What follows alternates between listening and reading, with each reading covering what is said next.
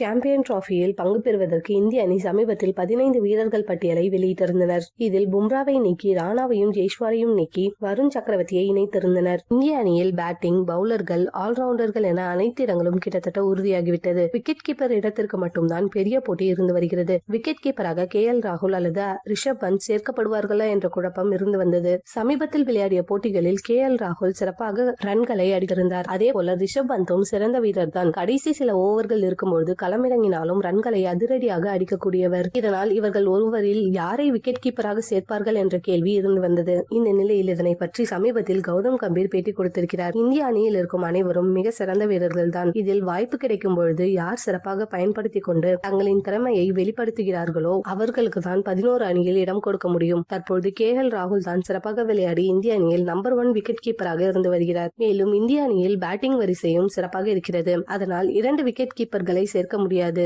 ராகுலுக்கு காயம் ஏற்பட்டால் தான் ரிஷப் பந்தை போட்டியில் ஆட வைக்க முடியும். ராகுல் தான் லீக் போட்டிகளில் ஆரம்பத்தில் இருந்து விளையாடுவார் என கம்பீர் உறுதியாக தெரிவித்திருக்கிறார்.